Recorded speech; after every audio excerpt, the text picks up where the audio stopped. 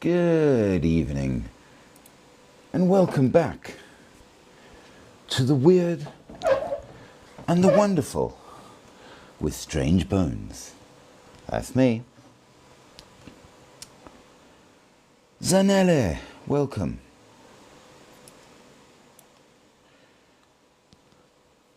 So, as per usual, we shall begin with the rule.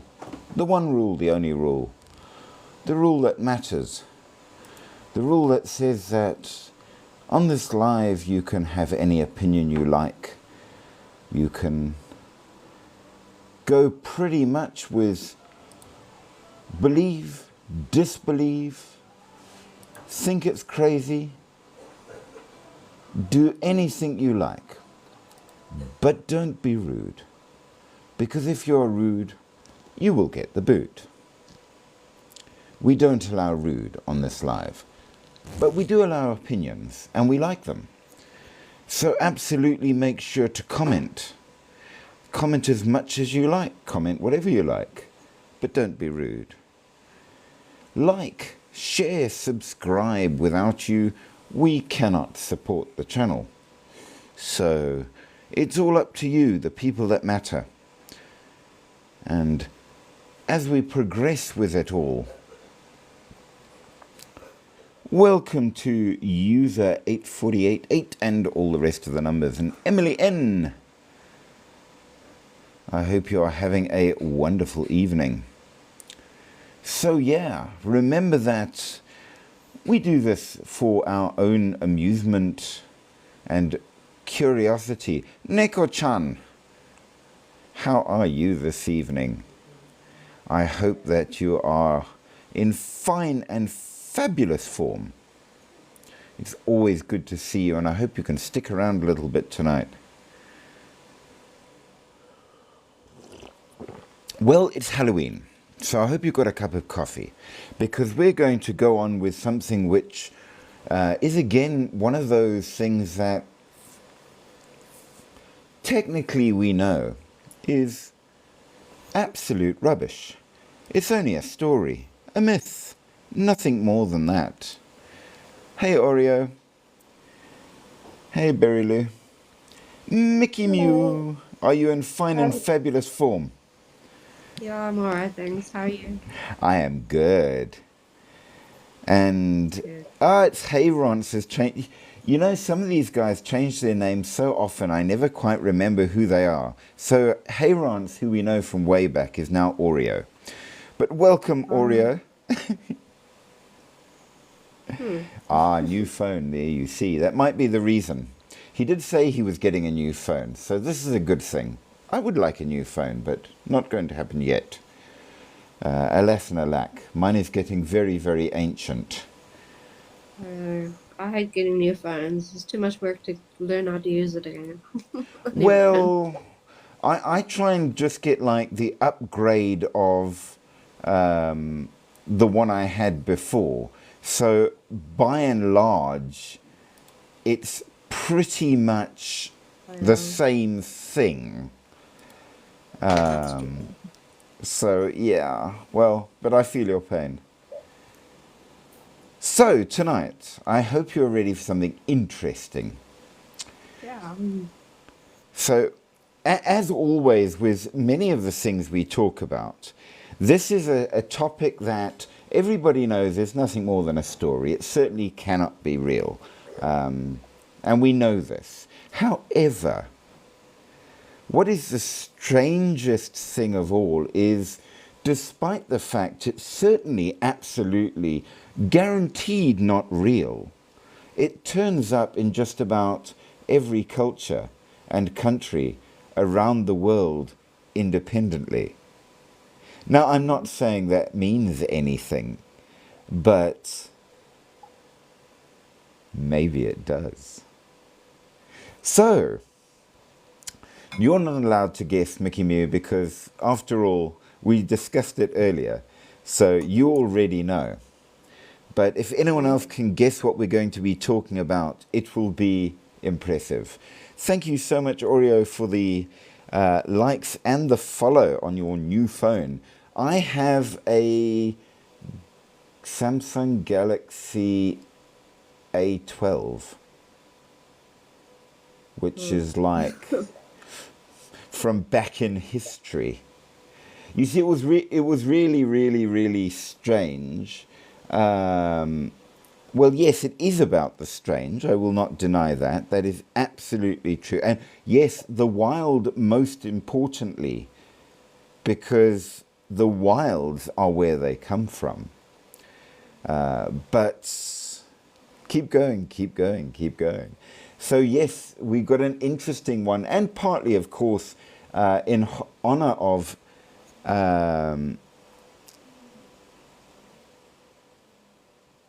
you're supposed to be what? Studying, I'm sure. Yes, doing homework, studying, and all the things you're meant to. Oh, be sleeping. Well, fair enough. That is quite all right. We'll allow you to park off and listen quietly. But yes, tonight, in honor of a Halloween, where does Halloween come from? Well, here for you is where Halloween comes from. Halloween is an old English elision. And for those of you who don't know what an elision is, it's when you take words and you press them together into one word. I know what it is. Yes, so Halloween is actually All Hallows Eve, and it's a Christian feast which is there in order to celebrate and remember those who have passed on, both our own families, but also, of course, the saints, who are people who we believe are good examples. 46 centimeters, hello. So yes, we have that going. Now, what the Christians did when they came to Europe, they discovered that the locals would come to church and be good people because that's what they did. But then they would go and celebrate their traditional feasts anyway. And the church did not want this. So they plonked All Hallows Eve. Your network. Is my network jumping a bit? I hope I know not. my side. Yes. It's fine on my side as well. It's hard to tell. Sometimes when the weather goes funny, it does make things jump a bit. But on our side, we're good. Maybe it's Joburg that's being annoying. Could be. Nevertheless, so they plonked All Hallows Eve smack dab on a feast known as Samhain, which was an original feast when you had the changing of the seasons, and of course a night when the veil between the worlds was thinnest. And of course we are going to have to talk about the veil between the worlds and what it all means. But amongst other worlds, you have the world of the dead.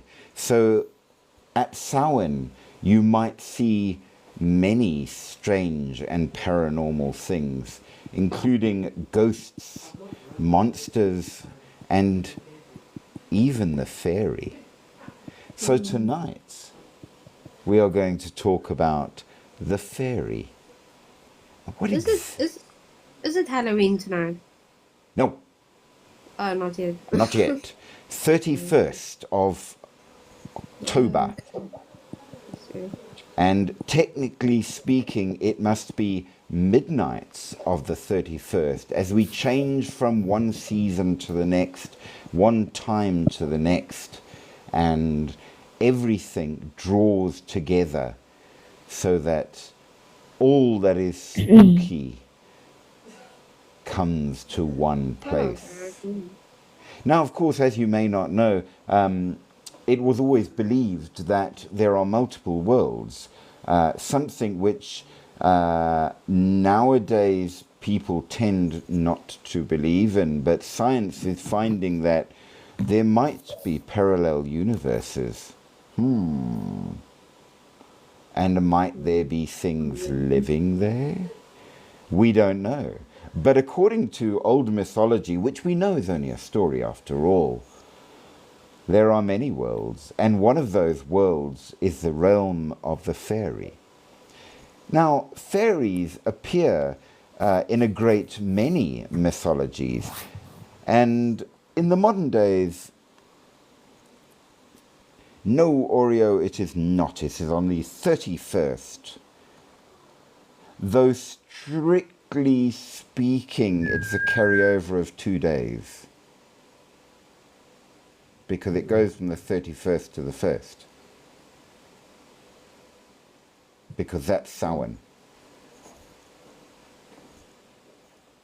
Some people disagree. But the modern feast of Halloween is a single date. Originally less so because seasonal change. However, fairies, most of us only know fairies from cartoons. And by cartoons, basically, let's face it, we're talking Tinkerbell. Tiny little things with little dragonfly wings that are ever so cute, but really not much of anything. But originally, not the I don't case. watch cartoons. Why don't you watch cartoons? I don't know. Well, Just don't like them anymore. well, fair enough. As one gets older, I suppose one doesn't watch them anymore. But I think that it would be a fair thing to say that we all know who Tinkerbell is. Yeah. Yes. Now, the original little fairies like that, just to shove a spoke in the wheel of Disney cheerfulness, were blood drinkers. The little ones were among the scariest. That's terrible. Our original How? mythology is generally a How, lot though? nastier. Yeah, for sure. Cannibalism. You will find that what we now get as Disney, which is very much made nice, comes from a much darker place. The fairy are probably not your friends. Nope. No. But nevertheless, we get them all over the world. They can be friendly. They can be strange. Very often, they are quite frightening. And we get them everywhere. Celtic, Greek, Germanic, Slavic. It seems that there is no lack of fairies. And so tonight, we are at least going to give a good start to look at a number of them.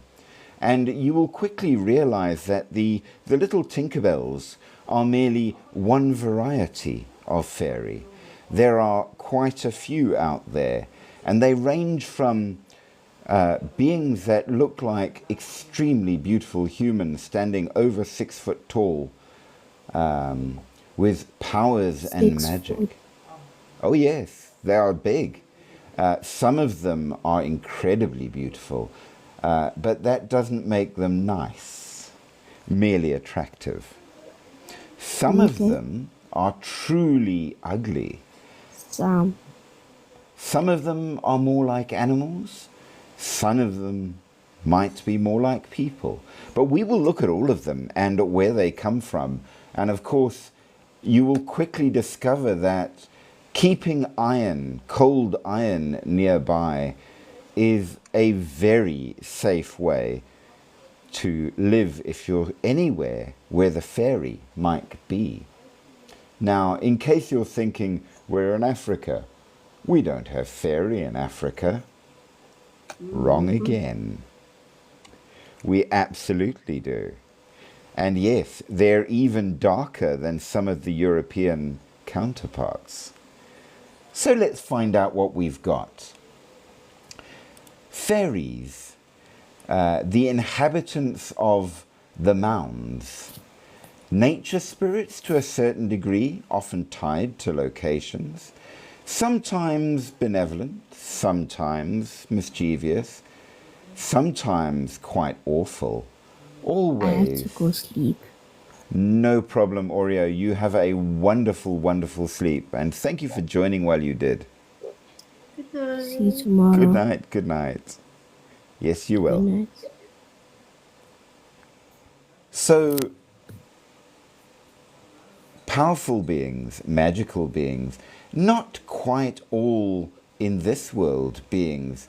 Most of us know only cartoony types, but among the Celtic peoples like Ireland and Scotland and Britain, you have the Sidhe, which of course, being Gaelic, is spelled Sidhe.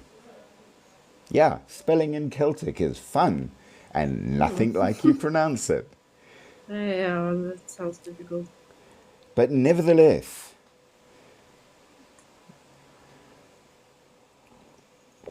you also have fairies among the Greeks. They tend to be nature spirits, very much so. And the Slavic have the Vili. The Germanic tend to be smaller and more dwarf-like, the kobolds and the dverg. Among the English, you have brownies and pixies and darker beings. The Persians have the peri. The Arabic, well, the Arabic have the jinn. And the jinn might be a kind of fairy. They certainly act like it in many ways. Yeah. The Japanese, of course, have the yokai, which can be just about anything supernatural. But among the yokai, they have the ya, which are a kind of fairy-like thing, and which includes things like the kitsune, which might be a fairy. Among the indigenous American cultures, you've got the aluks of the Mayas, and the chaneque of the Aztecs, and the Nunahe of the Navajo. So there's no lack world over. And one might then say, clearly, they must be real for everybody to believe in them. Now, the traditional fairy, the one we tend to think of as fairy, comes from Europe, mostly English. That's where we get our fairy ideas from, but they're a lot more than that. Some would say that they are an anthropomorphic way of explaining things. People do like to normalize folk beliefs, but on this channel, of course, we keep an open mind. They are magical creatures, generally humanish in appearance. They like to be tricky, and they don't like to be bothered. Their fairy type versions range. You may have heard of things like a leprechaun. Oh, yeah. Well, that's a kind of fairy. They are connected to all kinds of ways to ward them off. The sound of church bells, wearing clothing inside out, having a four-leaf clover, or simply bribing them with milk and honey and food. They are thought to be, especially in certain locations, and sometimes can be quite nasty, like the will-o-wisps, which drown people in swamps. They were often blamed in the past for sickness because people didn't understand medicine, which might be unfair and sometimes might not be. We know that you get all kinds, and from all over the world, your Middle Eastern, your Brythonic, which for the rest of us means Britons, Welsh, Cornish and stuff, your Gaelic, Irish, Scots and Manx, Germanic, and of course all over the Francophone countries, but further even still. And we find that, for example, in Persian mythology, which is really going way back, pre-Islamic Persia, as early as the Achaemenid Empire, they would speak of peris. Fairies are described in very ancient works such as the Shahnameh. Shahnameh. My ancient Persian is probably pathetic. In fairness, there are not many people who speak it, but they were illustrated as very beautiful nature spirits with wings, which may have influenced other stories. It may have influenced what people think of as angels, who knows. But the Peri were among the first written documented fairy. We know that elves might well be a kind of fairy, though a very specific variety. And of course, nowadays what we get is fairy tales, which may or may not be real at all. Thank you so much for those likes, Lee, I do appreciate. But what exactly can we say they are? Well,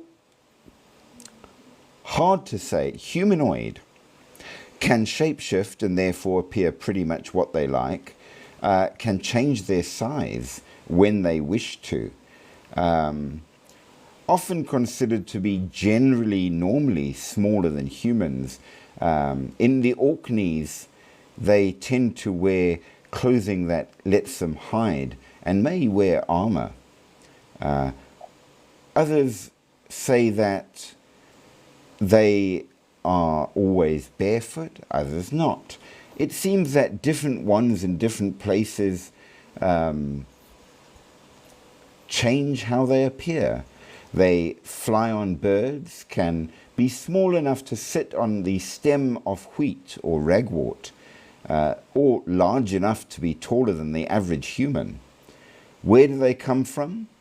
Well, all over the place, and generally spoken of in many different ways. We have different cultures saying what they are, and who knows who is true. So all we can really do is go and see what we can find. There are hidden people, that's agreed. They don't show themselves unless they want to. And when they do, it might not be as good as you thought.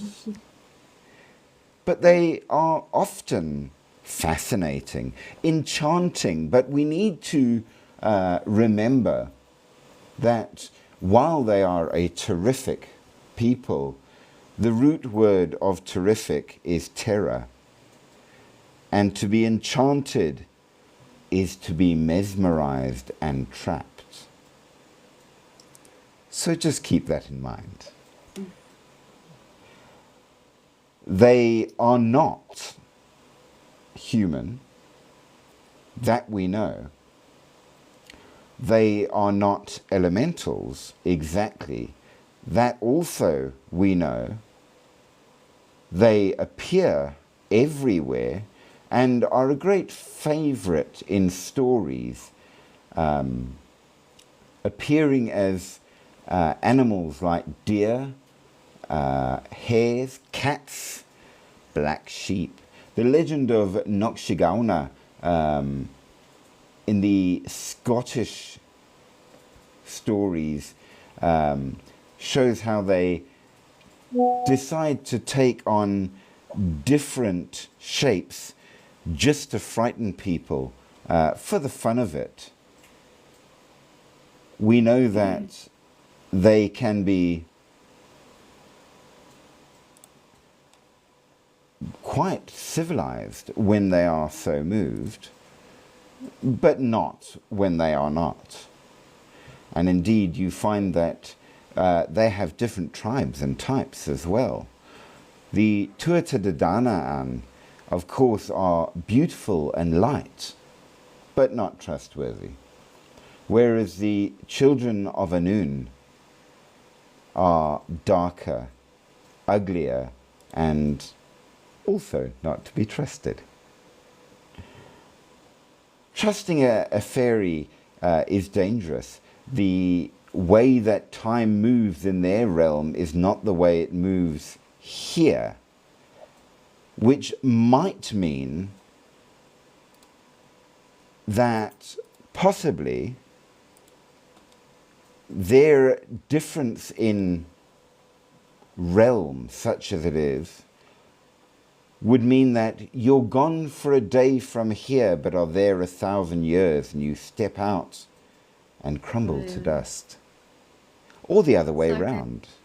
Like the video I sent you of the girl who encountered that fae. She went Exactly into the so. forest and followed the other child, and it wasn't a child. She lost Well, time. absolutely. You can be gone to you for days and days and days, and then you come back and everyone's like, but you were barely gone 10 minutes. It's very Who's crazy. to say? It seems that Nats is not managing to join. It seems that certain places are suffering under the old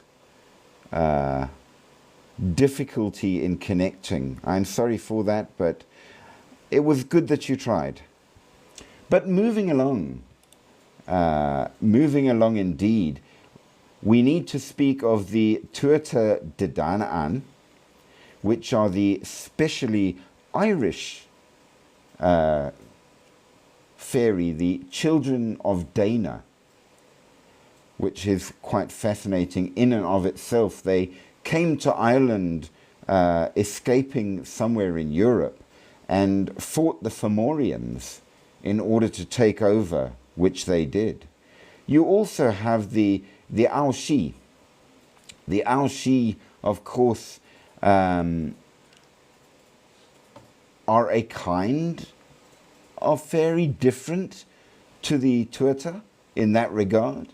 Among them are the Bean She, which basically means woman of the fairy mound, which we know as the Banshee, the one that warns you when death will come to your home. The Sitha in Scotland, the Slachmaith, the good people, another group. But remember, one thing is common about the fairy. You should never mention them by name, especially not at Halloween, because they hear and they will come to you. So they are always referred to as the good folk, in the hopes that they will be. The fair folk, the nice ones. Well, how nice, we shall see. They turn up in all kinds of stories from way, way back, including, of course, the famous Mort d'Arthur, the legend of King Arthur, where Morgan Le Fay was one who may have been at least half fairy, if not entirely.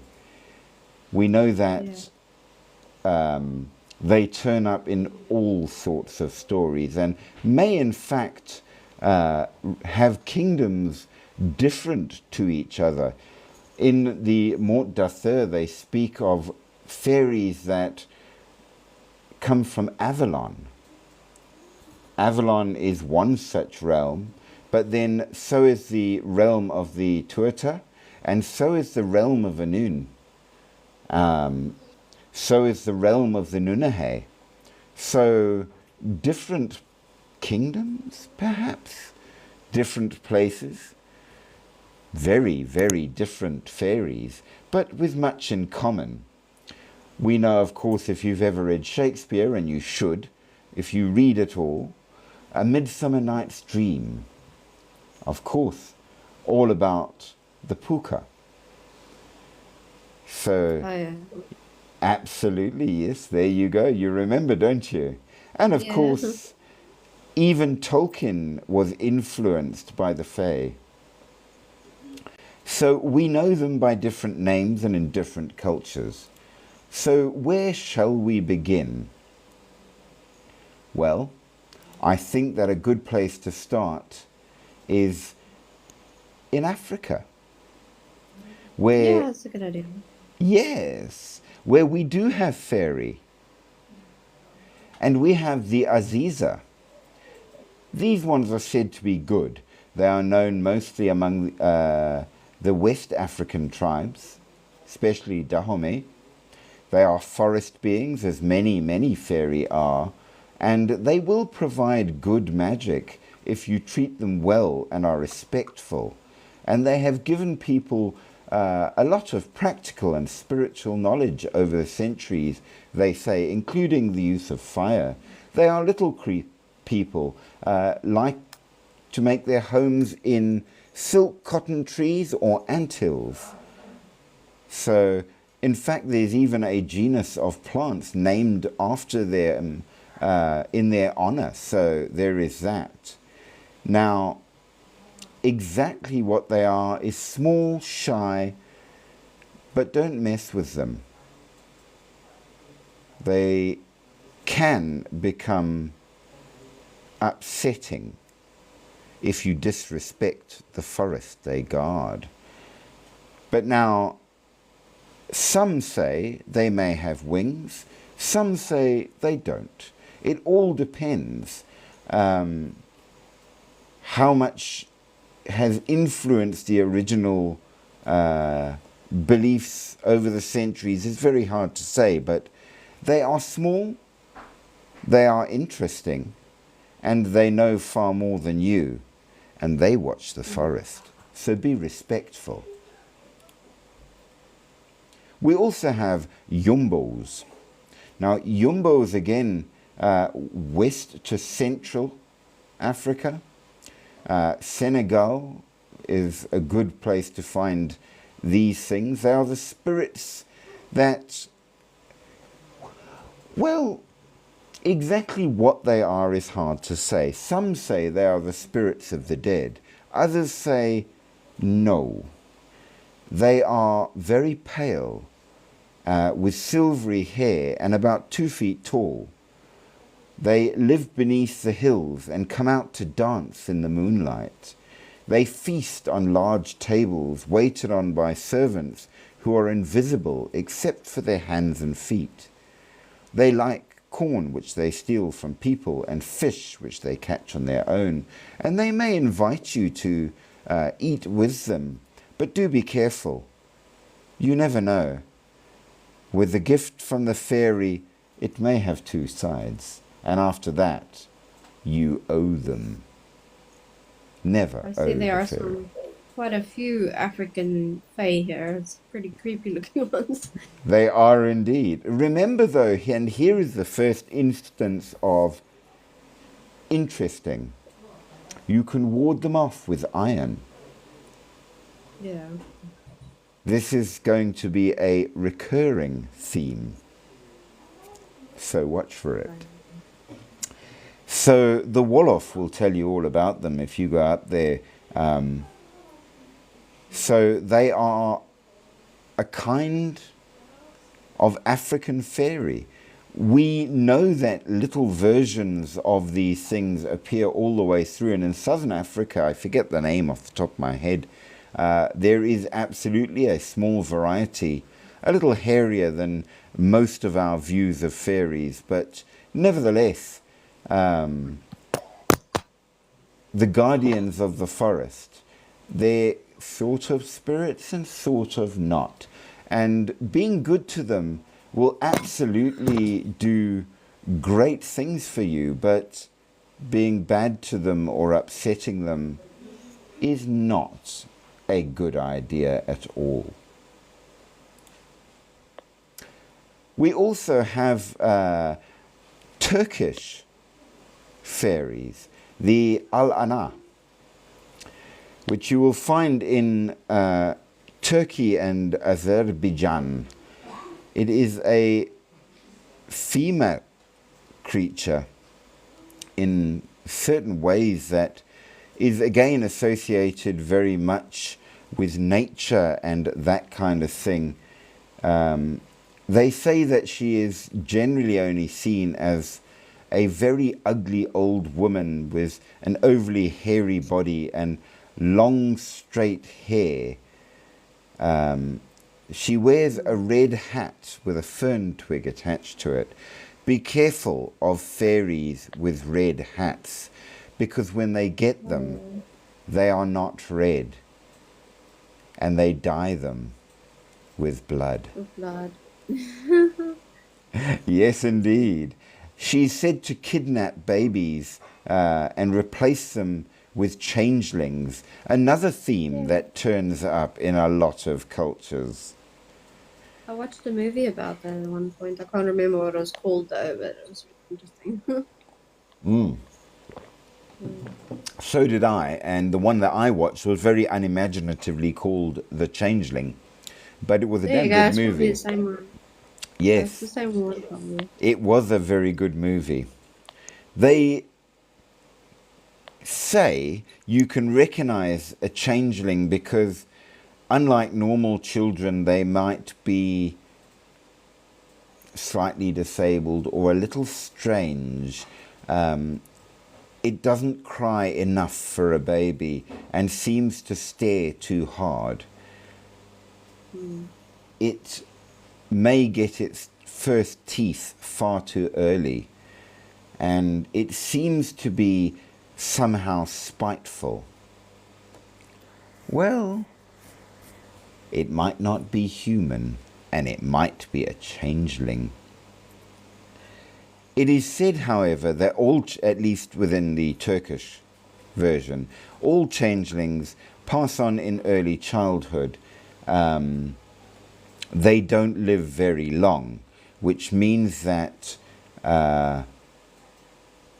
you don't get adult changelings, they say. Is it true? I don't know.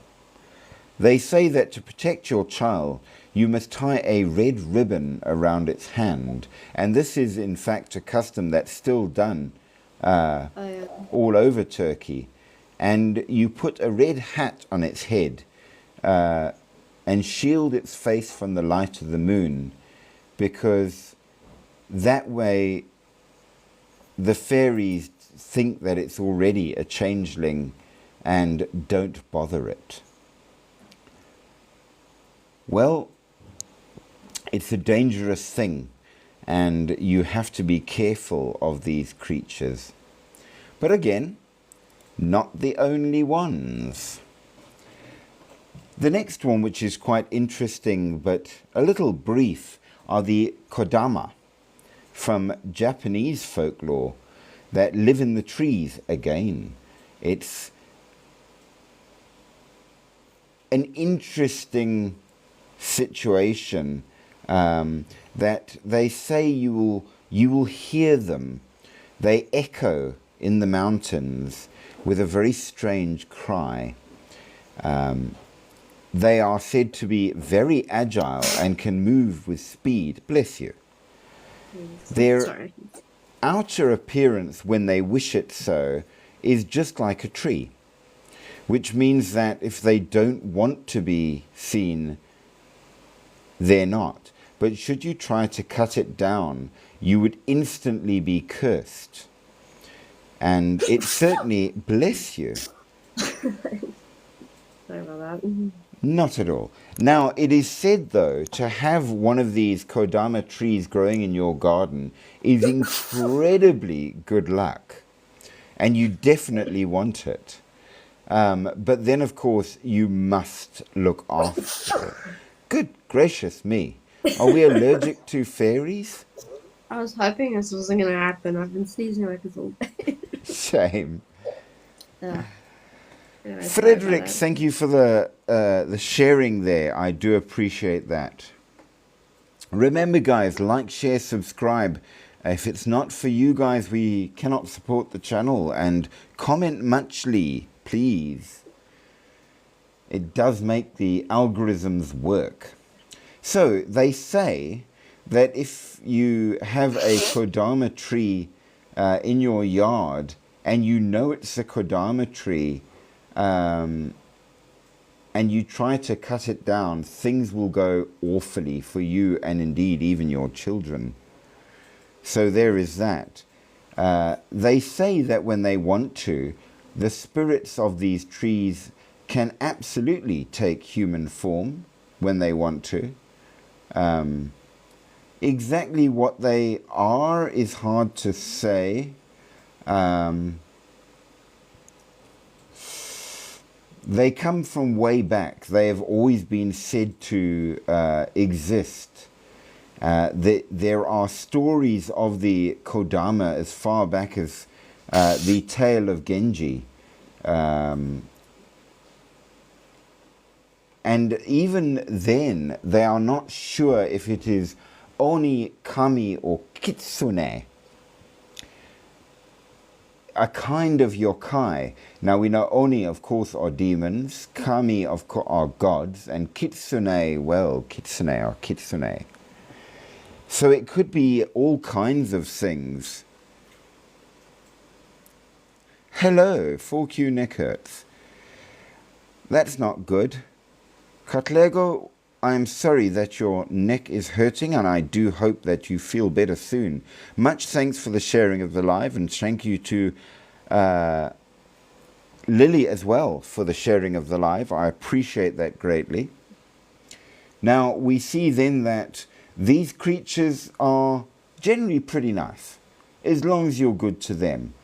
They might, when rare occurrences do occur, fall in love with humans and even marry them. So clearly they are capable of being compatible when they wish to.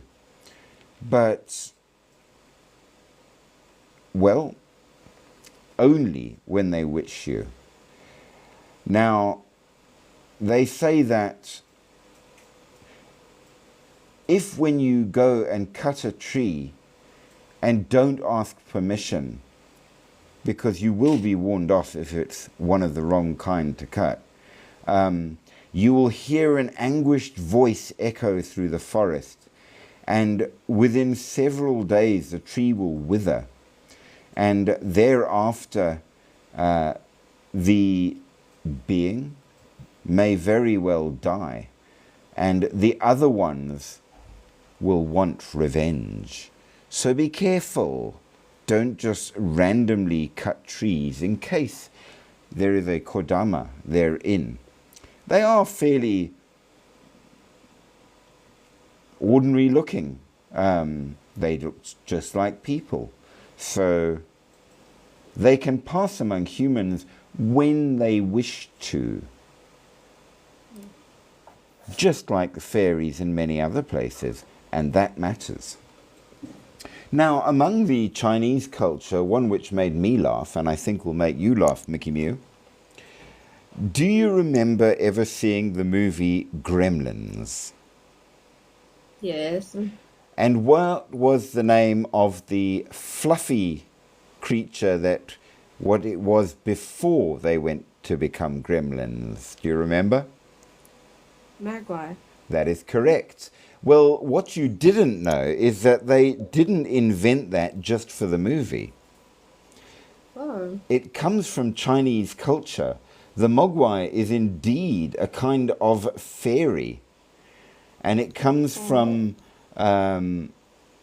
words which may mean evil spirit or death spirit, which is a little bit off-putting in that regard. Yeah, The Mogwai are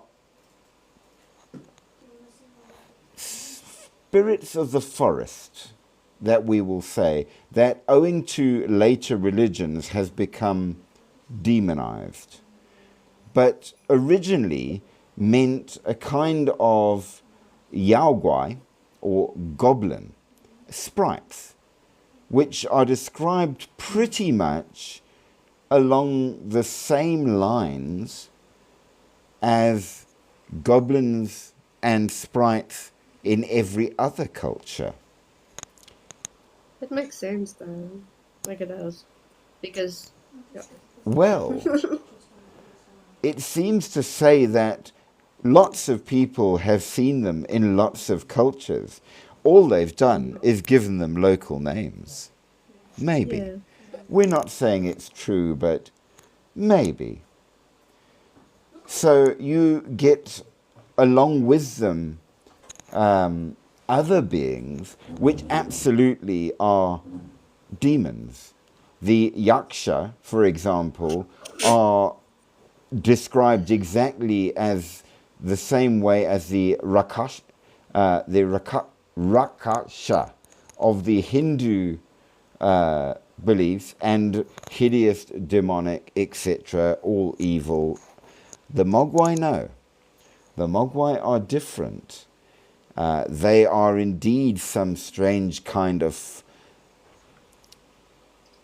wild spirits, if nothing else. Let's just say that. So it's not the same thing exactly. And yes, maybe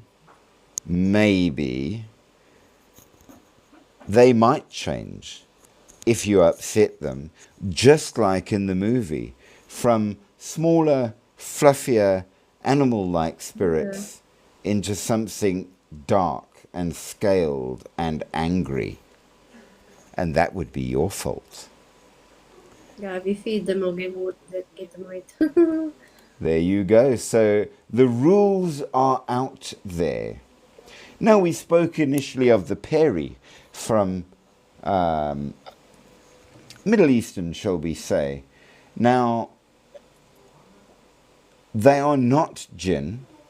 They are spoken of differently. They are not necessarily evil, but they are certainly proud and don't like people very much. And if you upset them, they can get very nasty. They are incredibly beautiful. They are already morally complex beings. And it is thought that they are a higher race in a way. They are winged, but they are indeed the size of humans by and large, unless they don't want to be. They have a strange separate life that is not entirely in this world, just like the fairy. They are not the same as the Devi or the demons, which are described quite differently. So not the same at all. Similar in a way, more like the jinn, which is more Arabic than Persian. So perhaps related, just the way the different fairies of different countries and cultures might be related, or different races of humans are related, however different. Not human, very important. Definitely magical. They may enjoy playing tricks and possibly seducing men to spirit them away where they are never ever seen again. Do we know exactly what? Well, not really. In Ferdowsi's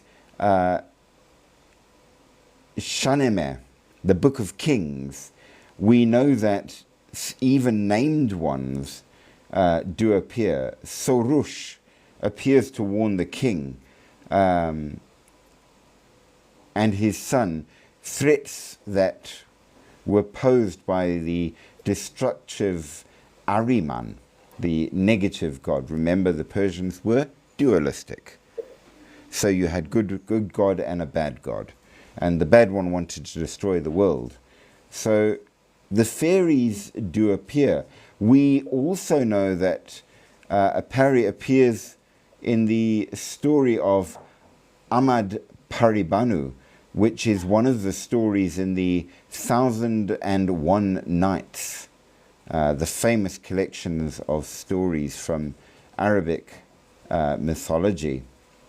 So absolutely, we definitely see them all over the Middle East, and even versions thereof, or at least creatures of great similarity, in India, Pakistan, Iran, Turkey, Afghanistan. So all around there you have the Pari known also, which is quite interesting because a lot of other cultures describe them similarly, the people of the air. Maybe. They are considered to be just like another race. They can be Muslims or not, as suitable. They are morally ambivalent and do fall under the law of the law of God, according to varying commentary on it. They prefer to wear garments of green. They like to shift their shape into that of doves. So they have kings, they have their social structures and cultures. They're normally good though. Not very nice, but good. Some say that the shamans in Kazakhstan will consult the Pari for aid, and sometimes they will help. The Uyghur shamans use the aid of Pari to heal. And some say they can give you love spells, or maybe steal your heart. So absolutely, we have Pari, and they are fairy. But they are not the only ones. We also have the Tian. Now, this one is Chinese, and it is one of the oldest words for heaven. So it implies at least, if not heaven in the sense as we have God and he lives in heaven, but certainly a realm beyond, a supernatural realm.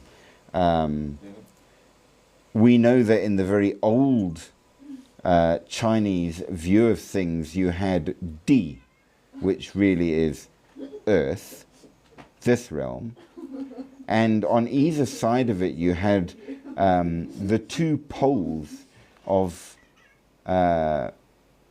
suppose we could roughly say, heaven and hell. So the lower one, Mo, is where the dead are and the demons are, and the upper one is where the spiritual or supernatural beings come from. And so the Tian, such as it was really originally an understanding of the layers of the world. Nowadays, of course, Tian is sort of just to mean heaven, which doesn't really work as clearly and makes some of the older stories a bit confusing in that regard. But they already were thinking of another place beyond where more powerful beings might live that are not human as we know human. Now, of course, we've spoken of the Yakshas, which really are the Indian version of your elves. They turn up in a number of different places, including the Hindu scriptures.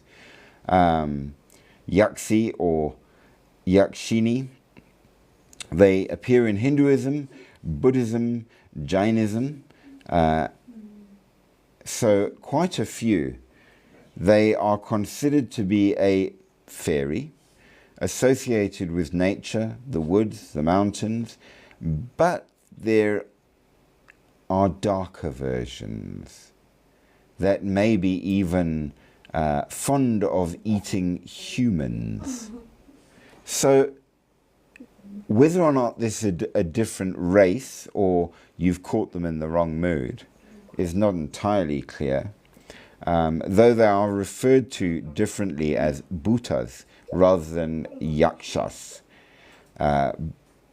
There are known that, or they say at least, they are around 2 meters tall, which says that they are a very large race, unless they choose not to be.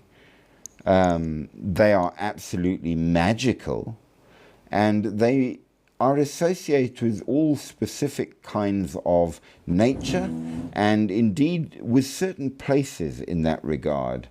So there's no lack of fairy beings described in exactly that way. They are generally kind, as long as you are kind, and respectful.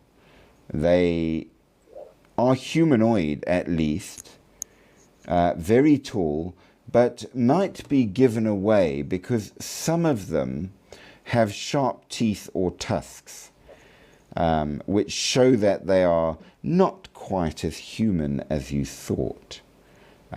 Some say they have a kind of sticky hair which they can use to catch you. And given that a great many of fairies are said to enjoy catching humans for quite a lot of fun, that might come back from that. Some of them are very powerful, some of them are very small. It does depend. And they are all over the place in all different kinds. So, all over India, fairy. But what else can we talk about? Well, northern Italy.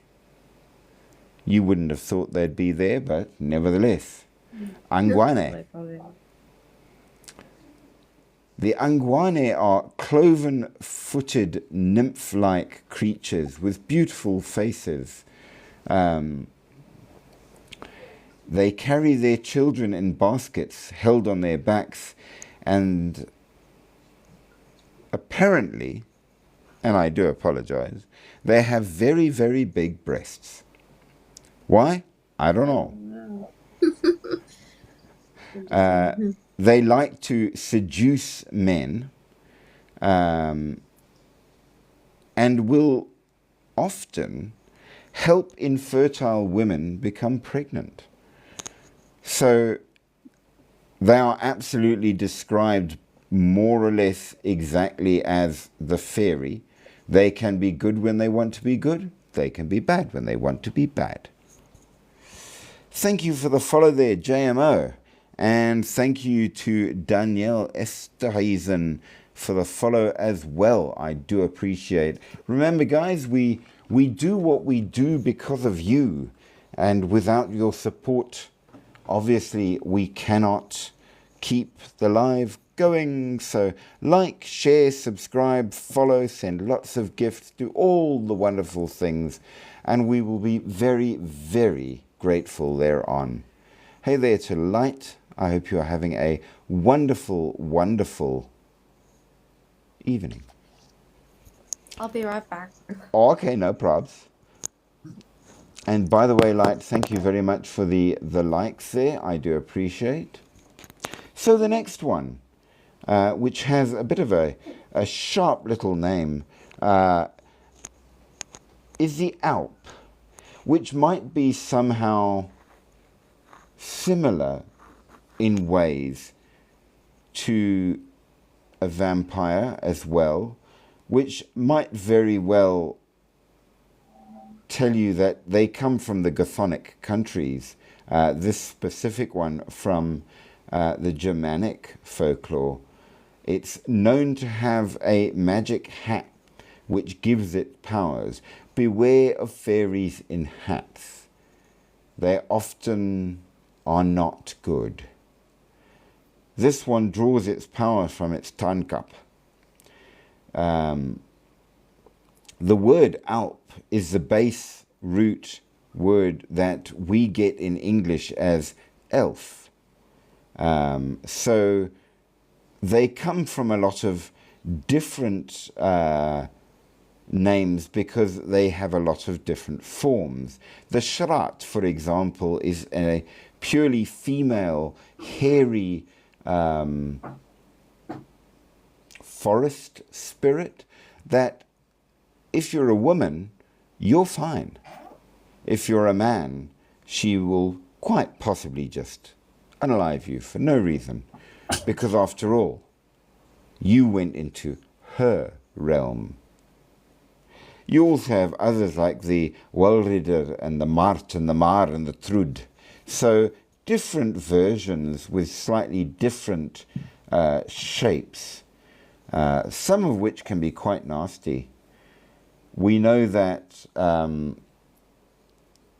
when Christianity kicked in, it buried a lot of these old stories of the nymphs and the gnomes, which are all Germanic, versions of dwarfs as well that absolutely turn up.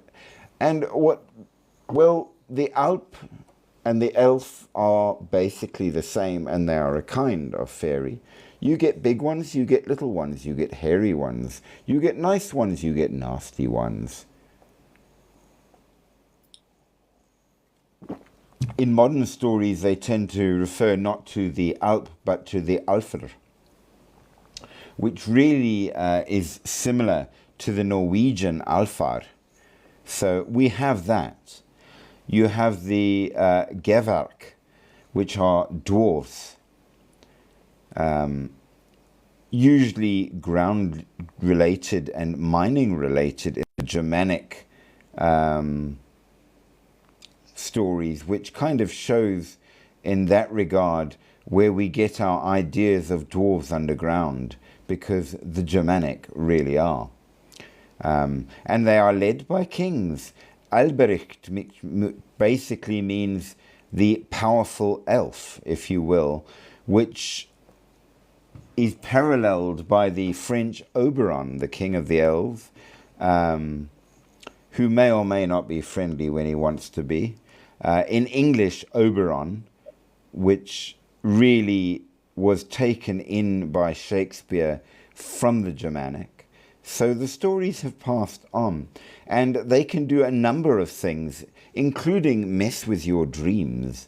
You can have the Alptraum, which is your elf dream, nightmares, which leave you shaken and drained because they have fed upon your energies.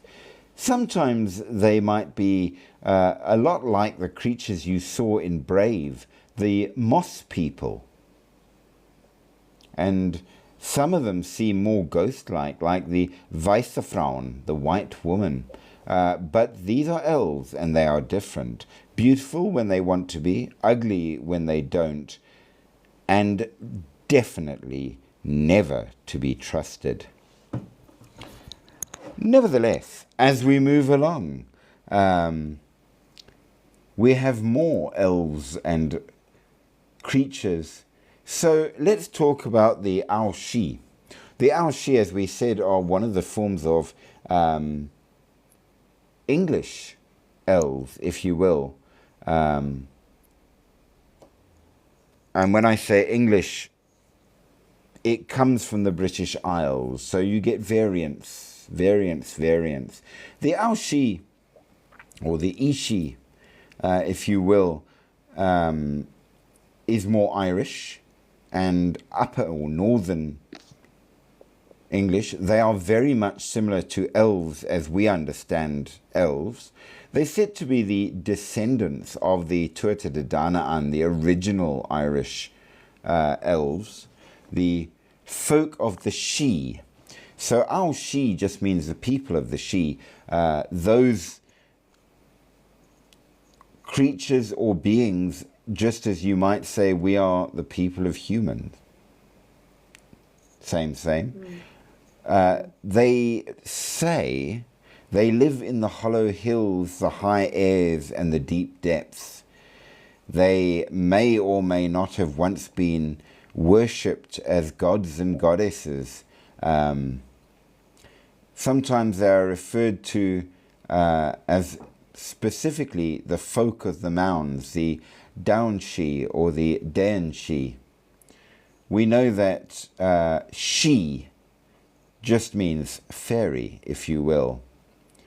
And they live in the other world, which is not here. Where exactly is that? We're not sure, but it isn't here, but it connects. So they can come and go and travel great distances if they feel so moved in an instant by following the straight tracks, which may or may not be ley lines, who is to say? These strange creatures of the Tuatha Danu, Danaan, the children of Danu, that came to Ireland and wanted to settle in the Irish place, which somehow connects the other world's geography to this world's geography in a weird kind of way. And they fled to Ireland to escape the sons of Melispain, which may have been the Fee or Fae of Iberia, what we now call Spain. So it seems that not all fairies like each other, not all agree with each other, but whichever ones they are, you never name them directly. They are the good neighbours, the fair folk, the folk, and we know without a doubt who they really are. They often will have signs that you can see of where they are, and they will guard their homes carefully. There may be a hill, a fairy ring, a special tree, often whitethorn, a ring of mushrooms showing the gateway, a particular lake or wood, and infringing on these spaces might very well cause retaliation, because you shouldn't be in my home any more than you would want me in yours. They too are very fond of the changelings, and very often might not only use a changeling, but replace the baby with what is called a stock, a log of wood enchanted that it looks like a child, that shortly thereafter passes away because it was never really real. And the real child is gone, taken away. And of course, their festivals are the ones that these days we've tried to get rid of. Samhain, Beltane, Lunasa, all the old ones where the veil thins and that which is that side might possibly become this side. Of course, the Scottish has much the same idea. The Irish she is known in Scottish Gaelic as Seath, the mounds, the people of the mounds. So same name, slightly different pronunciation, and basically the Seath are just the people of the mounds. That's it. Where their palaces, courts, halls and residences can be got to when they wish to. And they might take you with. Now you get lots of kinds. As we know, the Banshee is one thereof, but certainly not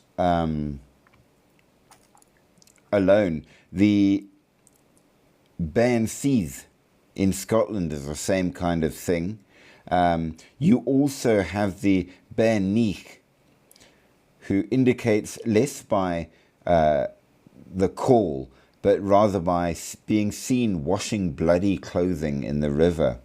And the Lenanshee and the Catshee, the Kusi, which is, of course, the Lenin she is a fairy lover.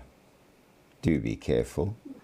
The cat she is the fairy cat, and the Kusis is a fairy dog, known for because they are white dogs with red tips. Beautiful, fast, great hunters. Don't let them hunt you, because they are sometimes used by the wild hunt when the wild hunt decides to hunt. And what they hunt for preference are interesting quarries, ones that maybe can think better than a mere deer. Just saying. Now among them, of course, you have the fairy host, which by and large is more Welsh than the others. The Slwch, the Slwch, or the Chevra, which are darker, uglier, nastier fairies. You see, among the court of the fairy, you get two kinds. And we find this in multiple cultures. You have the light court, which are much more beautiful, and the dark court, which are more hideous. But some say the brighter the fairy, the less you can trust. The dark court might be dangerous, but you know them for what they are. And the wild hunt, the Slwch, they come from the dark court. Amongst with all of that, of course, there are a great many different varieties to talk about. The Selkie are a kind of she, they say. The leprechaun, the marrow, which is a water spirit thing. The gillidu, a dark-haired fairy clothed in leaves and moss, almost always male. And of course, it's him that gave the military ghillie suit its name. He appears in various accounts, and he might be a good fellow, and he might not. Welcome to Endless Thoughts. I didn't think you were coming tonight, and I'm very glad you did. And thank you so much for the hearts and the popular upvote thing. We're doing fairies, and some of them are quite nasty. We're going to get into exactly how. So I'm doing good, thank you very much indeed. The Sluvi, or the Slwch, are the fairy host, the wild hunt, that when the Fae are insulted, they send this host to get the perpetrator. And these ones are dark. They can wrap the shadows around them. Sholto, the leader, has tentacles that can reach through the shadows to pull you in. They feast on flesh and drink blood. And these are not the shining court. They hunt with the Kushi, the fairy dog, and they are led to where they may go by the cat she. And if you wonder where Alice in Wonderland got the Cheshire cat from, There you go. it was a cat she. So do not think the fairy aren't remembered. You have the Clurican, the lesser known version similar to the leprechaun. You have the Dobarku, the king otter, which is like a selkie, but an otter. You have your Elentrenchend, a three-headed monster that is mentioned in Kasmei Mukreim, that was in the cave in Kruchen Ai, and it wasn't until he was killed by the Oilad poet that safety could be had. These turn up in a lot of stories where you get something truly awful that is laid to waste by a fairy-aided or druid-aided hero. So Amergin was the hero that did the work, but he was aided by Ulaid. And of course, they call him a poet, but you need to remember that in Irish tales, poets and musicians, bards, are also druids, and they have magic and sorcery. And the great sorcerer Merlin was taught by Taliesin, one of the greatest bards. Just so as you know. You also have the Fachan and the Far Darig and more. So we will absolutely have to touch upon now one of the trees sacred to the Aoshi, that if you look after it and grow it, will give you at least a little bit of good saying, as it were, with the Aoshi, is growing a hawthorn tree.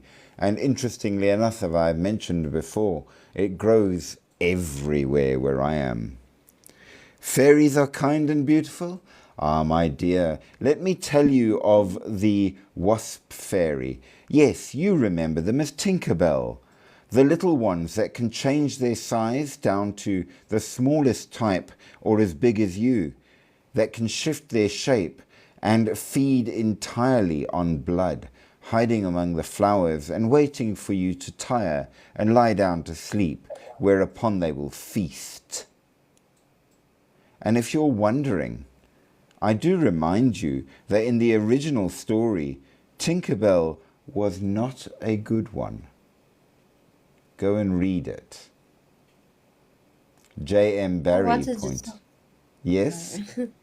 I wanted to tell you there's a movie you should go watch. It's Merlin. It's called Merlin, but it's a 1998 version.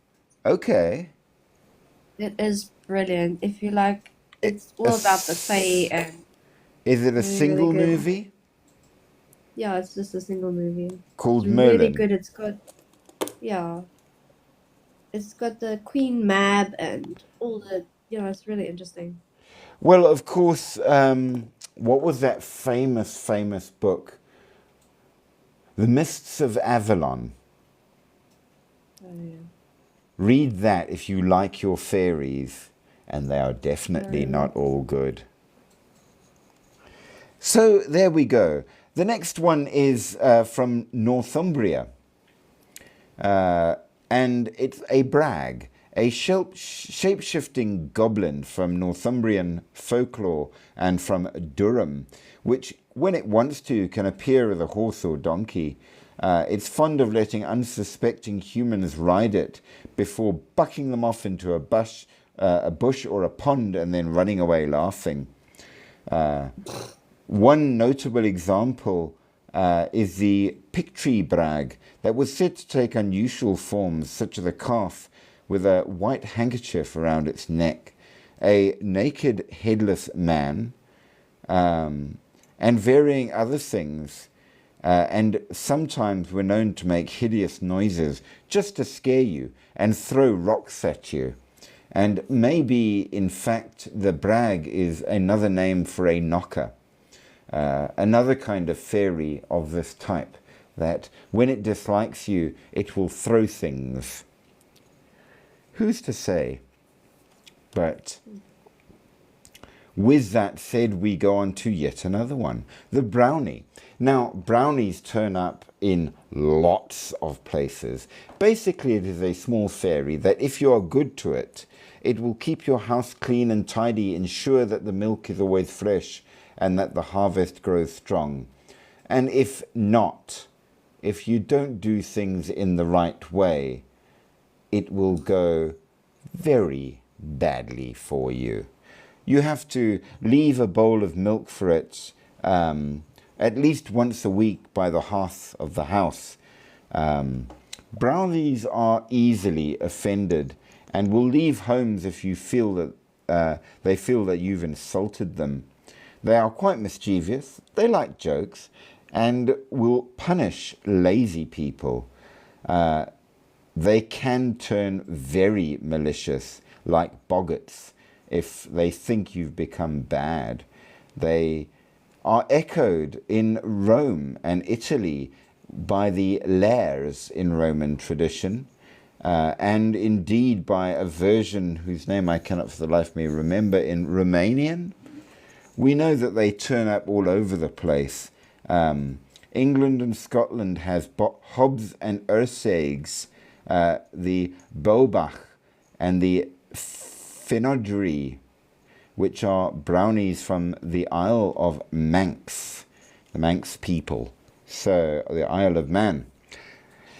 So absolutely all over, and they're nice for the most part. They're good. They're house keepers, home keepers, hearth keepers. But when they get upset, they will cause massive destruction.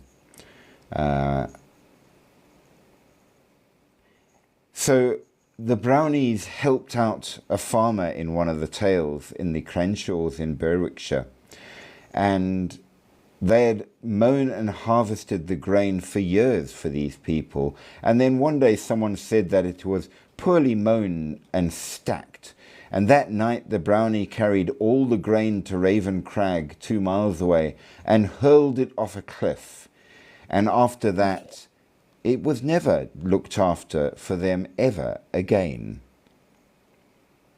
Wow. Now, Harry Potter house elves can escape if you give them a sock. And they are based on brownies, because in the old traditions, if you give a brownie clothing, he will think himself special and too good for you, and he will leave. So that's where Harry Potter got that from.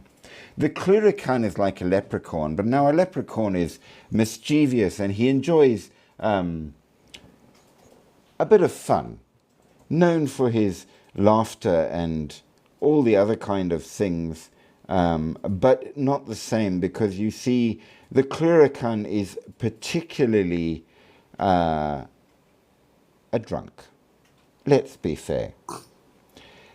He is the leprechaun of beer, wine, spirits and ale, and if he can get his hands on the Wishkabaha whiskey, he will absolutely do so. And generally, he doesn't associate with other fairy at all, and is known most especially to hang out in well-stocked cellars. And as long as you leave him be, he will look after the place. But let him have too much. This little 6-inch creature will drink the lot and go on a massive, massive bender, destroying everything and causing all kinds of trouble. So you want to be careful of the Clurican. He can be nice, but not too much to drink.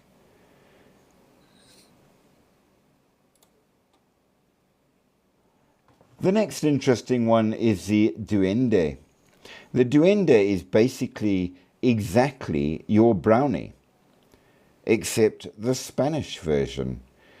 Described the same, appears the same, must be treated the same, looked after the same, is as helpful or as not, exactly the same. So it seems that other people have legends of the brownies that are exactly the same. But of course, that is not all that they have. They have a great many other things in Spain. The anjanas, which are the other name for the duendes, but slightly more high class.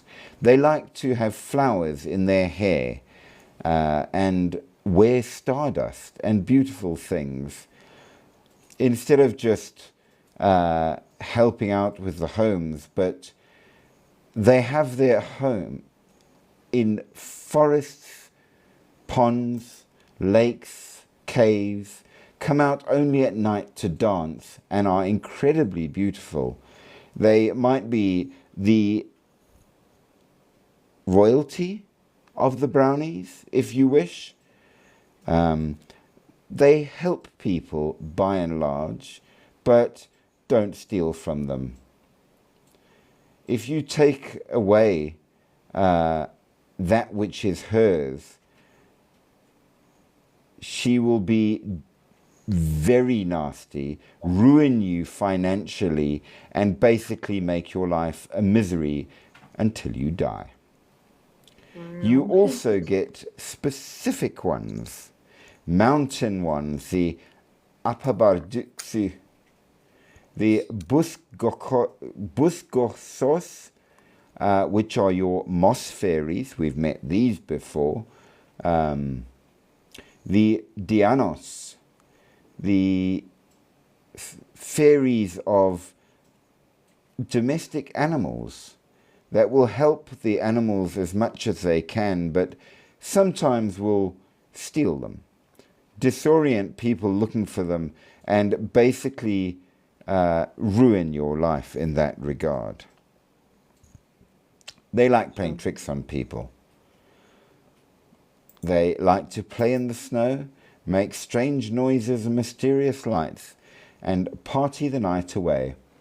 You also have the enanos, which is the Spanish version of dwarves, small beings that work all night and day in the forest to guard the riches of underground.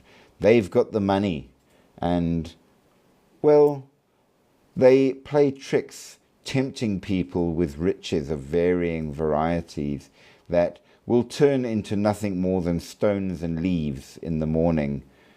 Sometimes they can be helpful, but generally they don't like you. Your Aitos is an elf, or the Iphos, and they are elves exactly like the English elves, tall, mysterious, and quite possibly helpful when they want to be, but not when they don't. And sometimes they might deign to move among people. We don't know. Some say that Rodrigo Diaz de Vivar, the famous Castilian knight, known better by most of us as El Cid, could very well have been one much aided and befriended by elves. Now, there are also the Hadas, not to be mistaken by the South African Hadidas, which again are the dark version, the sirens, the ogres, the mermaids, and the ones that very much would like to eat you. So you get different kinds. This basically mirrors exactly what we know of the children of Anun and the Tuatha De Danaan. So, it appears then that whatever they are, they're the same creatures. The Trascos are evil ones that will steal things and hide in the corners of your house. They throw things at people and very much might just be cruel in their mischief, not funny. But yes, the list goes on and on and on and on and on, and we know that they are echoed in a lot of other peoples. The Filipinos, for example, speak of the duende, who live in the rocks and caves, and they're dwarfs, just like any dwarf. They are led by the Nuno Sapunso, which is Tagalog for the old man of the mound. Yes, they live in mounds, just like the ones in Europe do. They can be good or evil, but you can often, they say, tell by the color that they are. I wouldn't trust that. They like to play with children who can see them more easily, but if you step on them when they're invisible, they will curse you hard. So, yes, you have varying forms of dwarf as well, which, as we know, are one of the fair folk. The elves, though, the elves, what are they? The Alp of Germany, the Alfar of the Vikings, the Svartalfar and the Ljosalfar. The elves are all over. They're a kind of fairy. Who's to say exactly what? They are said to live all over the Gothonic worlds, all through France and more. They like the mountains. They absolutely enjoy the forests, and they do not enjoy people. So we have that. We also know then that you get them in South America. Beings that live mostly in the water, they have the sea fairy. They like to move up and down the Amazon River, and they hide themselves either by being invisible or by turning into river dolphins, which can then come and check up on what humans are doing. So the river dolphins are smaller, and they do enjoy moving around and having fun, which implies that this kind of elf is very much a carefree one. Now, who rules them? Well, different ones. We know that the Erlkönig, or the Erl King, is the Alder King from the German story. He's king of the German fairies, which is different to the kings of the others. So the king of the Irish fairies is Lu Argetlam, Lu of the silver hand. The Erl King is the king of the Germanic ones. Anun is the king of the Welsh. So different ones in different places, but kings they have.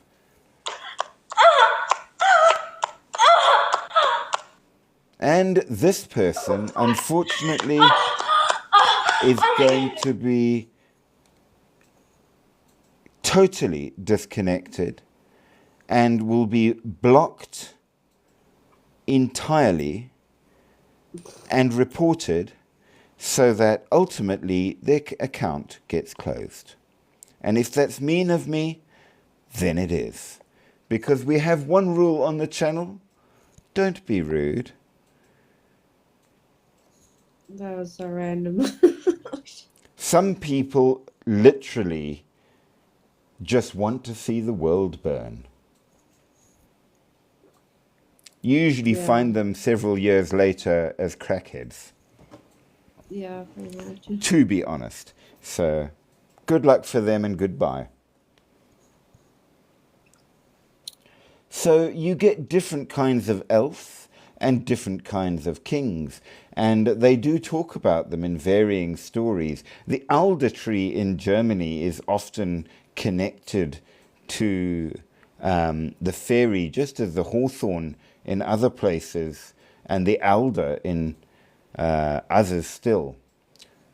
So maybe the trees show the tribe. Perhaps, we don't know. But they are not the only ones that have varying creatures.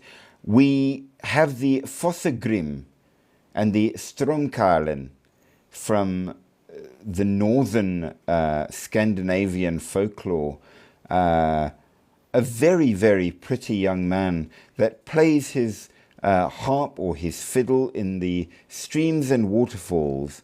A wonderful, fun person, and a great guy until you realize that he absolutely is an amazing fiddler. And while, if you're good, he might teach you to play, sometimes he can make it so that you're bound and dragged off to, well, wherever. He can conjure magic with his fiddle and do a great deal more. He's certainly an interesting one. He's mentioned, of course, in a great many stories from around. The Stromkarl, for example, means storm Carl or storm elf, able to change the weather and make it bad. And it's interesting to note that the Fossagrim is sometimes just known as the Grim. Thank you for those likes. I do appreciate it greatly. Very, very kind of you. We also have the Fuath, Scottish Gaelic one that is very much an angry or nasty one, and likes to pull people into ponds and drown them. They say that Jenny Greenteeth was a Fuath, but I don't know for sure. Maybe she was the queen of them. We also have the Hob, which is the English version of a dwarf. Dwarves, as we know, come from the continent. They're European. They are not English. The English version is the Hob, which is similar, but they are slightly more gnome-like. They're generally a calm and good type.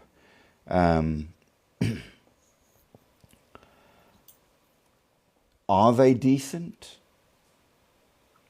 Well, in a way, they're related in a sense to brownies.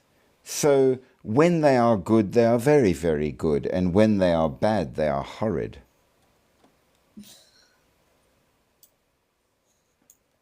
What more can we say? We also have the Iraqshok. Now, where would you find an Iraqshok or an Iraqsho? They come from Basque mythology, usually benevolent, and like the brownies, they will help, and they are a decent lot until they're not. So the Basques have brownies, the British have brownies, the Welsh, the South Americans have brownies, the Germans have brownies, different names, absolutely. But the Iraqshok are known again as useful and helpful. They like to play. They like to work. They don't like to be insulted. We also have one which maybe we in South Africa will recognize, but originates in Dutch mythology. And basically, he's exactly the same as a leprechaun or a clurican. And that's the Kabouter, which in German is known as a kobold. Small, wears a little hat, can be useful, likes to mine, is an elf-like creature. Yes, a Kabouter, Yeah, usually good. A Afrikaans, Sewer, you got a kabouter, yeah. yes. And Afrikaans, of course, originates with the Dutch. That, They will help, they will hinder, dependent. They sometimes will take the form of red squirrels because they have red hair and long red beards. They often have green hats, but do be careful if you meet one with a red hat, because somebody has made them go bad. oh yes, I remember that. I watched a cartoon called Davy Davy die kabouter. There you go. It was pretty. And of course, in Lieve Hexie, you had the Yeah, Stoterkabouters. yeah. Quick South African quiz for you. What was Lieve Hexie's Sanam? Something Lav- You know how few people know that? Lavinia. Lavinia is your name. Very few people remember that. Yeah. I used to watch it a lot. So did I. It was Saturday morning cartoons. You watched what was there. Anything for Yeah, that hour of TV, from Spider-Man to Lieve Hexie, all of it. Yeah. No, it was really good. Now, what's the worst thing that kabouters will do? Well, they get old and grumpy, especially over the service of one family for many, many centuries. And they do live a long time. And if they think that you're trying to spy on them or mess with them, they will blind you. Oh shit. Do not mess with them.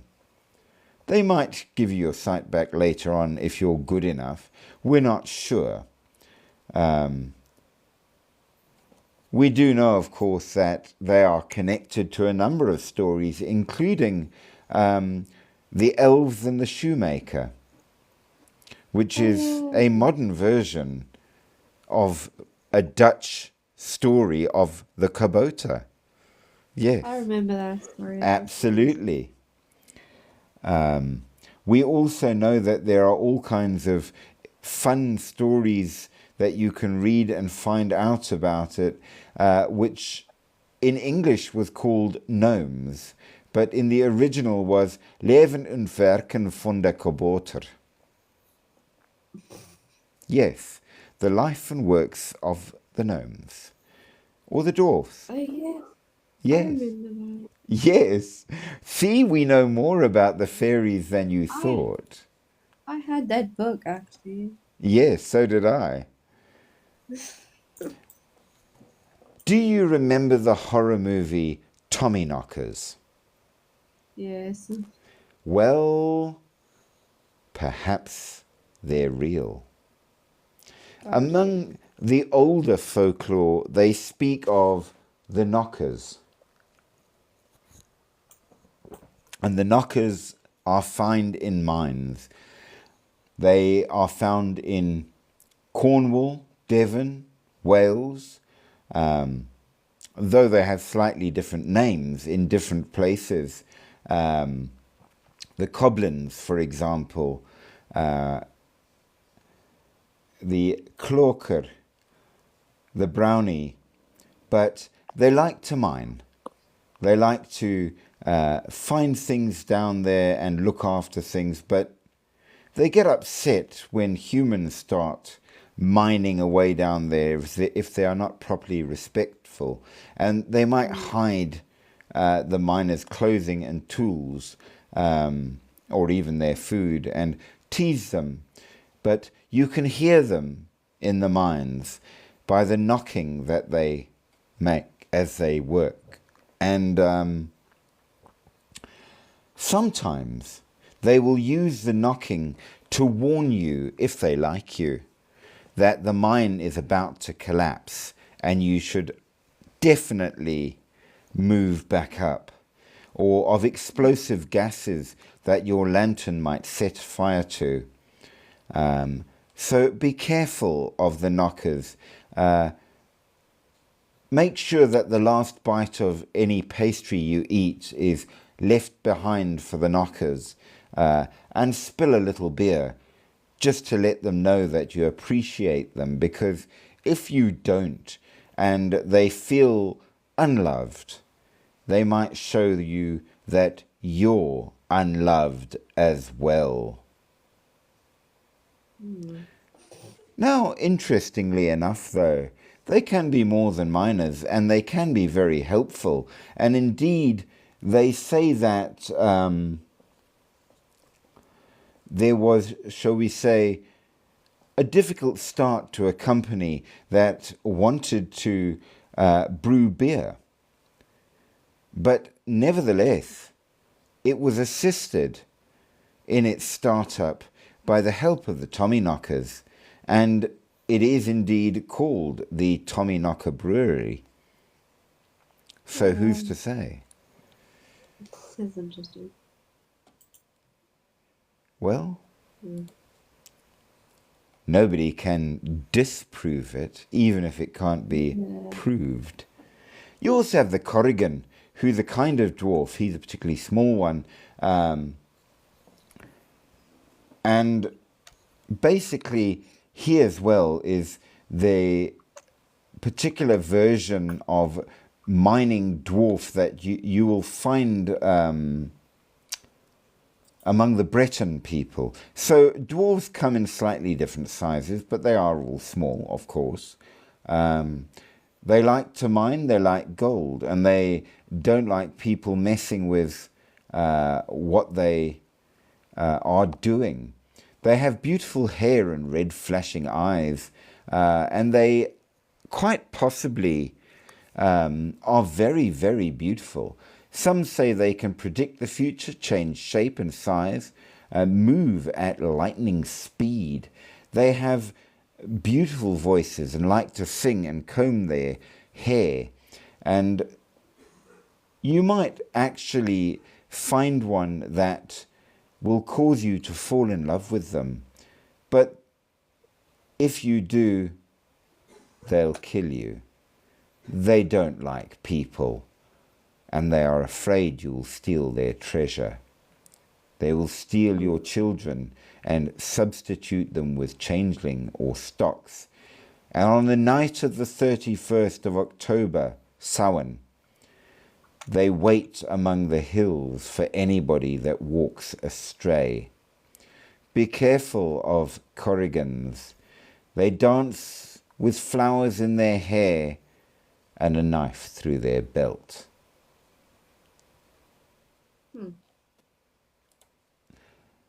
You also have the Moss people. We mentioned the Moss people, and they've turned up in a couple of places. What are the Moss people? Well, the Moss people are like dwarves, but instead of being underground types, they are rock creatures. And just like in the tale of Brave, they are grey, hairy, and dressed in moss. They can hide like rocks and boulders among the forest, invisible until they move. They are found all over Europe and Britain. They live somewhere in the forest, sometimes seen walking around or knitting even on logs. They are a little bit like hamadryads in that they are attached to the place where they are. And just as hamadryads will die if their tree dies, if you ruin the place where these creatures live, then there will be a problem for them and they may die too. And if they think that you're going to harm it, they very possibly will become very, very angry. They live around the heath or in the woods in dark places. They like to hide among moss. The Holzeuter live in the hollow trees where they have their little beds of moss hidden. And if you find a hollow tree with a green growth of moss on the inside of the hollow, you found the home of one of these creatures, and it's best leave a gift and leave it alone. How does the old saying go? If you go down to the woods today, you're in for... Yeah, that was a warning, not a children's rhyme. Yeah, No, of course. The Swedish will tell you of the sea fairy, the nixies, that you can find all over where there is water. Some of them are female, some of them are male. Some of them will sing you into the water. Some will just pull you in and drag you down. But absolutely none of them particularly like people. and certain ones have become famous. Jenny Greenteeth, the Shellycoat, and the River Hag Peg Pouter, the Brag and the Grindylow. These are all versions of the Nixie, and they like it very much to teach you to stay out of their homes. If you want to come in, then we will bring you in, and we will keep you forever and suck the marrow from your bones. Not a good thing to mess around with at all. Just be warned. Now, good old William Shakespeare, he speaks of a particular one called Puck. But a Puck is not one at all. The Puck or Puka are little shapeshifters. They can help or harm. They live both in water and on land. You get different types. They can take the appearances of any animal they please, or as a human. And sometimes, just for fun, they'll take the form of a human with an animal feature, like ears or a tail. So they can be light-hearted and funny. I'm sorry, I'll be right back. All good. They can be menacing and dark. How exactly do you keep them respected and off your back? Well, once upon a time, the Puka, they say, were wicked-minded, black-looking bad things that would come from the wood in the form of black colts or black dogs with chains hanging about them, and did much harm to unwary travellers and little boys and little girls that were warned not to eat the overripe blackberries that did anyway, were dragged off by the Puka. They are known for mischief. They will throw you off their back if you ride them in horse or donkey form. They are not good at all, though we do call them the Doan Maith, the good people. But really and truly, these are the bad ones, and they enjoy the idea of annoying you, angering you, and then blaming you for it so that they can get at you. There is a protection, however. Cold iron wards off the Fae. They cannot stand it. They do not like it. And it will absolutely keep them far away.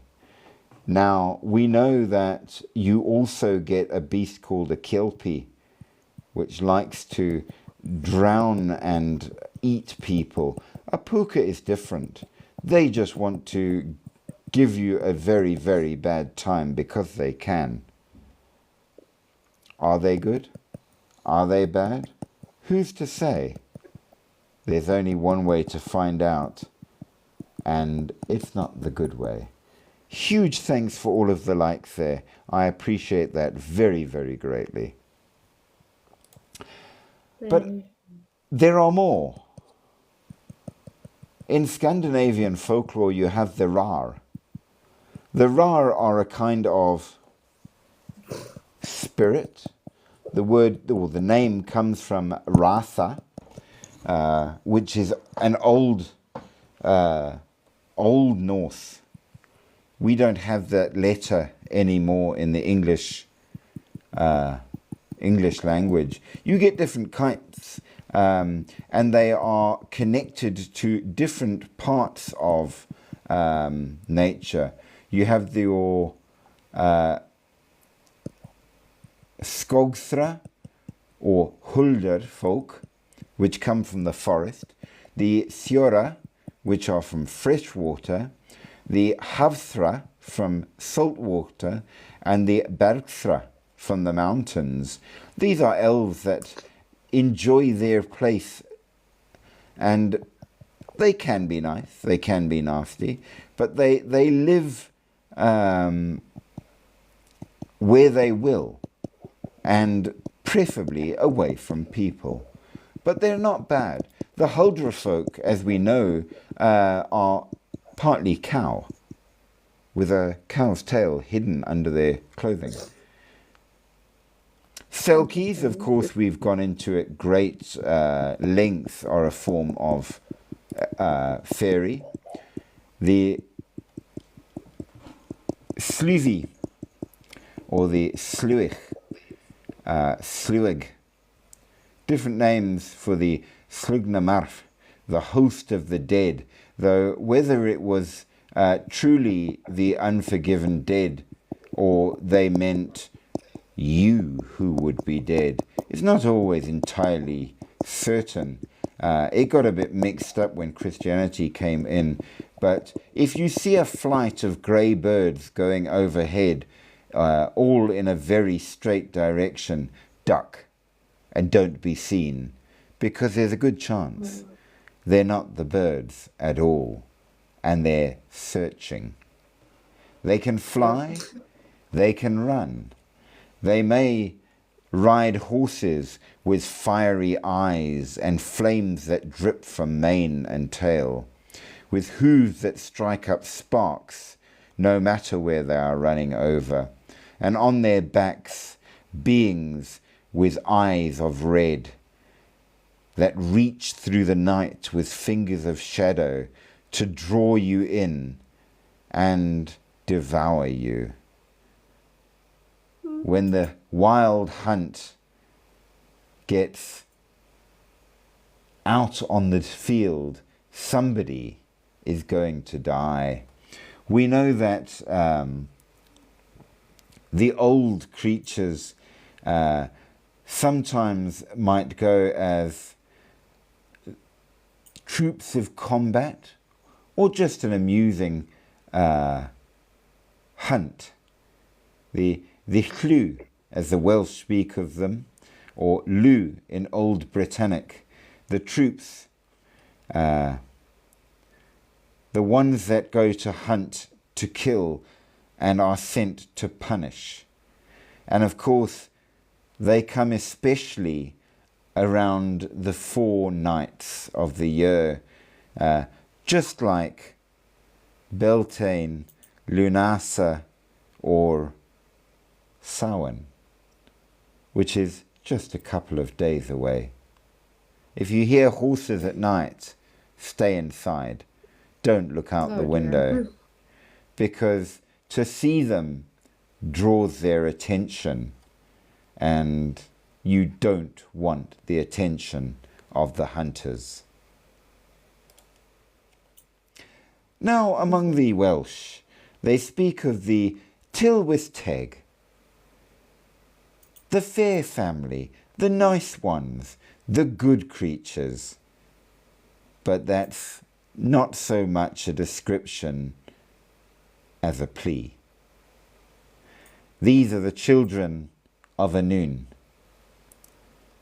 They with the enchantment that live where the darkness dwells, the Lord of death and the supernatural, those that dance to make the fairy rings, that live underground. They are not the light elves, but the dark elves. They can give you riches on those that they favour, but if you speak of them, the riches will vanish.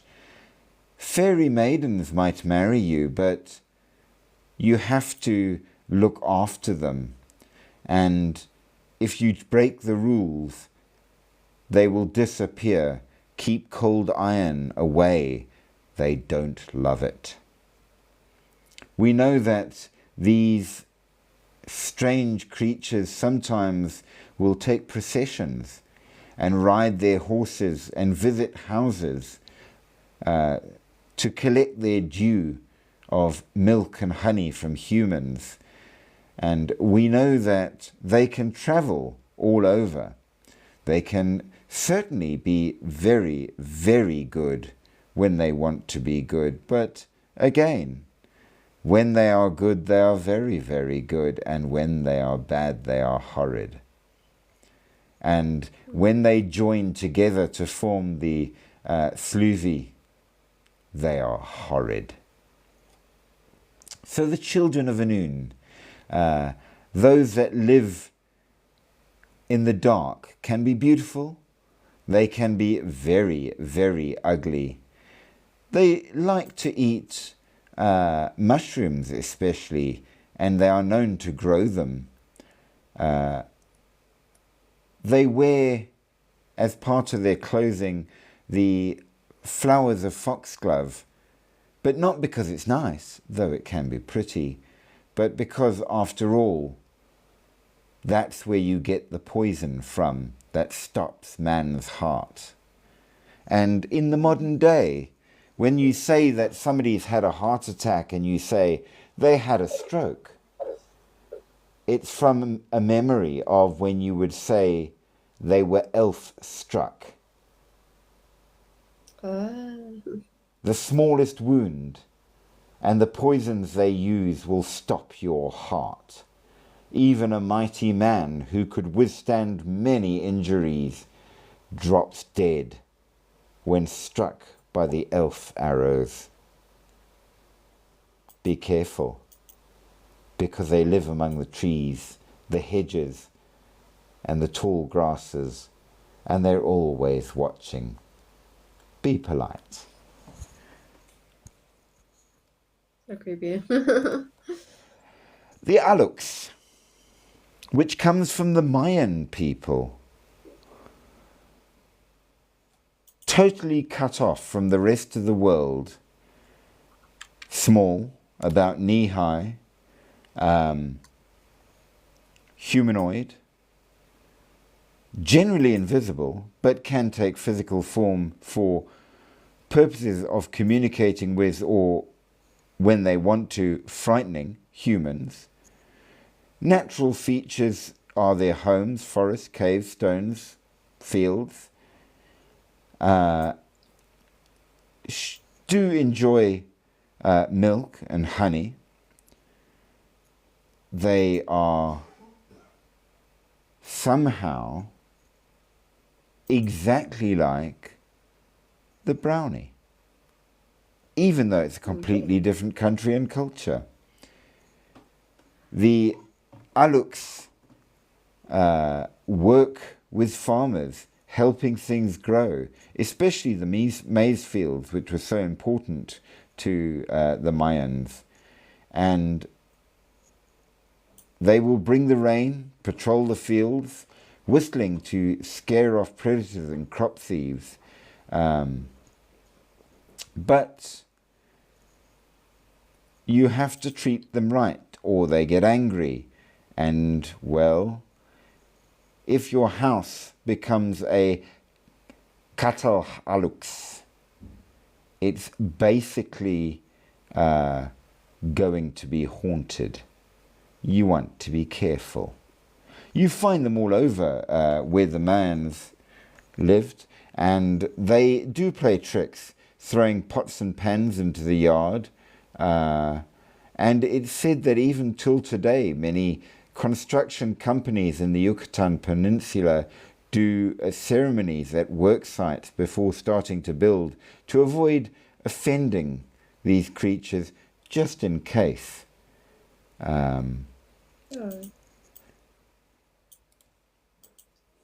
They also have the Canotila, going north to the Sioux. The Canoti literally means tree dweller, little tree dweller, and they are exactly your little elves that live in the trees, as we've seen in African, English, American, and all kinds of other folklore, fairies are described the same. And I'm not saying in any manner or form that they are real. I'm just saying that countries and cultures that have nothing to do with each other describe all of them in exactly the same way. Yeah. Now, of course, we have hit our mark and it is time to end for tonight. But tomorrow we will continue with just as many. And I think that you will find very quickly that the stories ring the same. They carry on in much the same way. And perhaps we do have those that live and move near, but not too near, close, but not too close, until it is too close and they're here. Do be careful. But until then, maybe Disney's got it wrong. They're not all good. Maybe they're just a story. But whatever the case may be, do be careful. Keep a bit of cold iron hung over your door. Sleep sweet, sleep deep, but don't forget there are things out there that go bump in the night. And if you're not careful, they might very, very well go bump for you. Good night. All right. Thank you so much. Have a good sleep. You too. Good night, good night. Bye.